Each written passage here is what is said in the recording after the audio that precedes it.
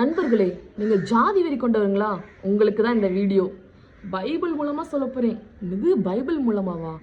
இஸ்ரவேல் ஜனங்களை பற்றி தான் பைபிளில் இருக்குது, யூதர்களை பற்றி தான் இருக்குது. அதுவே ஒரு ஜாதி தானே? இல்லைங்க, அந்த ஜாதி உருவாகிறதுக்கு முன்னாடி என்ன கதை இருந்துச்சுங்கிறத உங்கள்கிட்ட சொல்ல போகிறேன். ஆபிரகாம் கர்த்தர் தேர்ந்தெடுக்கிறாரு. எதன் மூலமாக தேர்ந்தெடுக்கிறாருன்னா, ஆபிரகாம் உண்மையான தேவன் யார் என்று தேடும்போது அவன் நீதிமானுக்கு அடிப்படையில் வருகிறான். ஏன்னா அவங்களோட தகப்பனார் ஒரு விக்கிரகம் செய்கிற ஒரு மனுஷனாக இருந்தார். ஆனாலும் ஆபிரகாம் என்ன பண்ணார்னா, இதெல்லாம் தேவன் இல்லை அப்படின்னு சொல்லிட்டு உண்மையான தேவன் எனக்கு வெளிப்படணும்னு சொல்லி அவர் தேடினதுனால ஆபிரகாம் நோக்கி கர்த்தர் சொல்றாரு. ஆதியாகமத்தின் புஸ்தகம் 12ஆம் அதிகாரம் 1ஆம் வசனம் சொல்லுது, கர்த்தர் ஆபிராமை நோக்கி, நீ உன் தேசத்தையும் உன் இனத்தையும் உன் தகப்பனுடைய வீட்டையும் விட்டு புறப்பட்டு நான் உனக்கு காண்பிக்கும் தேசத்துக்கு போ. அப்போ எதெல்லாம் விட்டு புறப்பட சொல்றாருன்னு பார்த்தீங்கன்னா, உன் தேசத்தை, ஏற்கனவே இருக்கிற அவருடைய தேசத்தை, அவருடைய இனத்தை, அவருடைய இனத்தையே விட்டு கிளம்ப சொல்றாங்க. நல்லா ஞாபகம் வச்சுக்கிடுங்க. உன் தகப்பனுடைய வீட்டையும் அது எல்லாத்தையும் விட்டு புறப்பட்டு கர்த்தர் காண்பிக்கிற தேசத்துக்கு போன்னு சொல்றாங்க. அப்போ எப்படி ஜாதி ஆயிடுச்சு அப்படின்னு பார்த்தீங்கன்னா, அவருடைய இனத்தையே அவர் விட்டுட்டு தாங்க வராரு அந்த இடத்துல. 2வது வசனம் சொல்லுது, நான் உன்னை பெரிய ஜாதியாக்கி உன்னை ஆசீர்வதித்து உன் பேரை பெருமைப்படுத்துவேன், நீ ஆசீர்வாதமாய் இருப்பாய். அப்போ பாருங்க, உன் இனத்தை விட்டுட்டு வா, ஏற்கனவே இருக்கிற உன் இனத்தை விட்டுட்டு வா, நான் உன்னை பெரிய ஜாதியாக்குவேன்னு சொல்றாரு. ஆனால் அந்த இடத்துல ஆபிரகாம் கீழ்ப்படிந்து அதை அப்படியே விட்டுட்டு வாராரு. அங்கிருந்து தான் அவரை பெரிய ஜாதி ஆக்குறதுக்கான வழிகள் எல்லாம் திறக்கப்படுது.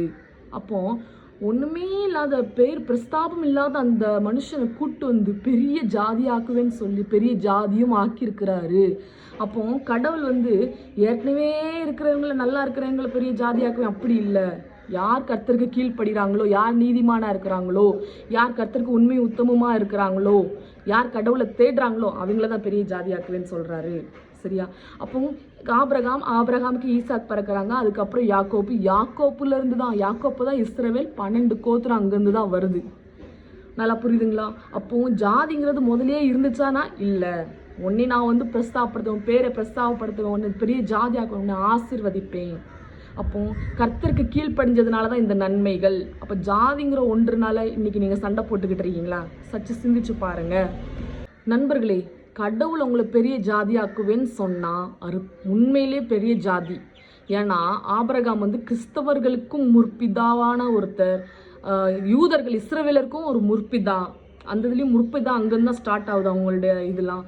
அதே மாதிரி முஸ்லீம்களுக்கும் நீங்கள் கேட்டிங்கன்னா ஆபிரகாமை பற்றி நல்லாவே சொல்லுவாங்க.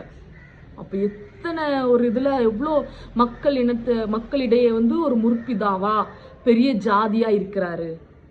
கடவுளாக்குனா பெரிய ஜாதி, மனுஷங்களே உண்டு பண்ணுனா அது ஜுஜுபி, அது உங்களுக்குள்ளேயே தான் இருக்கும். அது பெரிய பிரஸ்தாபம், பிரஸ்தாபம்லாம் ஆகாது. அதனால் எதை செய்தாலும் அது உங்களை பெரிய ஜாதி ஆக்கணுமா, உங்கள் பேர் பிரஸ்தாபப்படுத்தணுமா, நீங்கள் பழுகி பெருகணுமா, நீங்கள் பணக்காரன் ஆகணுமா, எதாக இருந்தாலும் கடவுளாக்குனா அது நிலைத்திருக்கும். மனுஷன் உண்டு பண்ணுனா எதுவுமே நிலைத்திருக்காது. இதை மனசில் வச்சுக்கிடுங்க. அதனால் கடவுளை தான் நீங்கள் முதலையாக பிடிச்சிக்கணும். எதை பிடிக்கிறீங்களோ இல்லையோ கடவுளை தான் பற்றி கொள்ளணுமே தவிர வேறு எந்த காரியத்தையுமே நீங்கள் பற்றி கொள்ளக்கூடாது. ஓகே? ஸோ இன்றைக்கும் நீங்கள் இனிமேல் இந்த வசனத்தை கேட்ட பிறகு யாரும் ஜாதியின் அடிப்படையில் சண்டை போடாதுங்க. சமாதானத்தோடு இருங்க. வேத வசனம் உங்களுக்குள்ளே இருப்பதாக. அப்போ தான் உங்களுக்குள்ள தேவ சமாதானம் நிலைத்திருக்கும். ஆமேன். நண்பர்களே, உங்களுக்கு பைபிள்லேருந்து எதனா டவுட் இருக்குது, இல்லை இந்த டாபிக் பற்றி நீங்கள் பேசுங்க அப்படின்னு எதனா ஒரு கொஷின் இருக்குது, இந்த டாபிக் பற்றி எனக்கு இன்னும் நிறைய தெரியணும், இல்லை இந்த பைபிளில் இந்தந்த விஷயம் எனக்கு புரிய மாட்டேக்கு அப்படின்னு இருந்தீங்கன்னா அதை கமெண்ட் செக்ஷனில் சொல்லுங்கள். நான் உங்களுக்கு அதை எக்ஸ்பிளைன் பண்ண ட்ரை பண்ணுறேன். மேக்ஸிமம் நான் அதை உங்களுக்கு பைபிள் மூலமாகவே நான் எக்ஸ்பிளைன் பண்ணுவேன், அதில் உள்ள வசனம் மூலமாகவே எக்ஸ்பிளைன் பண்ணுவேன். ஸோ இந்த மாதிரி வீடியோஸ் இன்னும் போடுறதுக்கு எனக்கு சப்போர்ட் பண்ணுங்கள். Like, share, comment and subscribe பண்ணுங்கள். தேங்க்ஸ் ஃபார் வாட்சிங். Thanks for your support.